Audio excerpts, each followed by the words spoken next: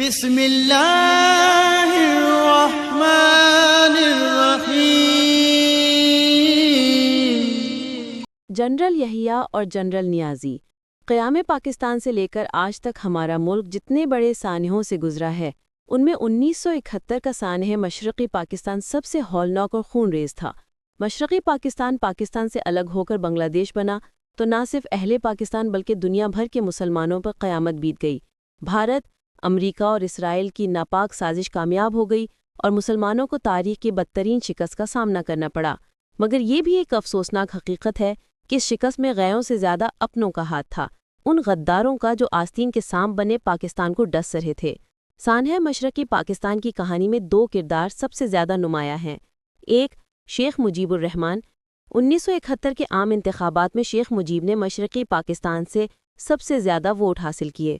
دو، ذوالفقار علی بھٹو۔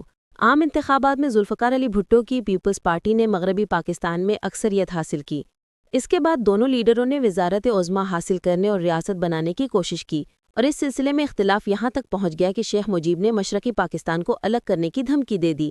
اس وقت پاکستان کا حکمران صدر جنرل یحییٰ خان تھا۔ اس کی ذمہ داری تھی کہ ان دو بڑے سیاستدانوں میں تصفیہ کراتا، دور اندیشی اور سنجیدگی سے کام لیتا، مگر یخنی خان تو وہ آستین کا سانپ تھا جو پاکستان کو تباہ کرنے پر تلا ہوا تھا۔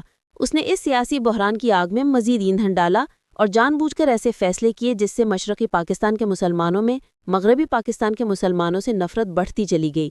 یحییٰ خان ایک سازشی، بدکردار اور عیش پرست انسان تھا۔ شراب و کباب اور ناچ رنگ میں مشغول رہتا تھا۔ اس نے سازشوں کے ذریعے صدر ایوب خان کو اقتدار سے محروم کیا اور خود پاکستان کا سربراہ بن گیا۔ جب عالمی طاقتوں نے دیکھا کہ پاکستان کی حکومت ایک عیاش اور بدکردار آدمی کے پاس آ گئی ہے، تو انہوں نے یخنی خان کو اپنے مطلب کا آدمی سمجھا اور اس کی حکومت کے دوران مشرقی پاکستان میں زبان اور نسل کی بنیاد پر علیحدگی کے جذبات کو بھڑکایا۔ یحییٰ خان یہ سب کچھ خاموشی سے دیکھتا رہا۔ اس نے قوم کے خیر خواہوں کے مشوروں کو بالکل نظر انداز کر دیا اور نفرت کی اس آگ کو پھیلنے دیا۔ نتیجہ یہ ہوا کہ آخر 1971 کے عام انتخابات کے بعد مشرقی پاکستان میں علیحدگی کی تحریک چل پڑی۔ وہاں مسلمان کو قتل کر رہا تھا اور اسلام آباد میں حکمران پاکستان شراب کی محفل سجائے بیٹھا تھا۔ نوبت یہاں تک پہنچی کہ بھارت نے شیخ مجیب کی مدد کے نام پر اپنی فوج مشرقی پاکستان میں داخل کر دی۔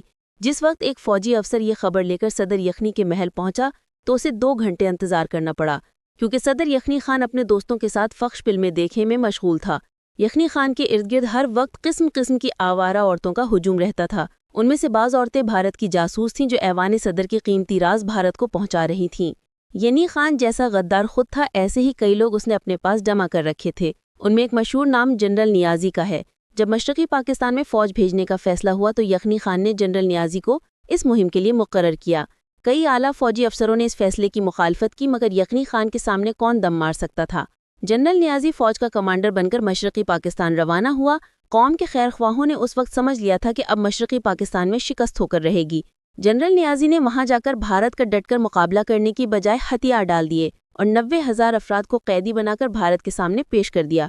اس بدترین شکست پر پورے ملک میں صف ماتم بچ گئی تھی، مگر خود جنرل نیازی کا کیا حال تھا؟ وہ ہتھیار ڈالنے کے معاہدے پر دستخط کرنے کے کچھ دیر بعد ایسا خوش نظر آ رہا تھا جیسے سب کچھ ٹھیک ہو۔ بریگیڈیئر صدیق سالک شہید کے بقول اس وقت وہ بھارتی جنرل ناگردہ کو ایسے گندے لطیفے سنا رہا تھا جن کے بیان سے حیا مانف ہے۔ یہ تھے وہ غدار اور آستین کے سانپ جن کے برے کرتوتوں کے باعث پاکستان 2 ٹکڑے ہوا۔ آستین کے سانپ کی کہانیاں تاریخ میں آئندہ کے لکھی جاتی رہیں گی، کیونکہ جوں وقت آگے بڑھ رہا ہے ان کہانیوں میں اضافہ ہوتا جا رہا ہے جنہیں اگلے دور کا مورخ تحریر کرے گا۔ یہ بات طے ہے کہ جب تک امت ان غداروں سے نجات نہیں پاتی، اس کی کامیابی و کامرانی کا خواب ادھورا رہے گا۔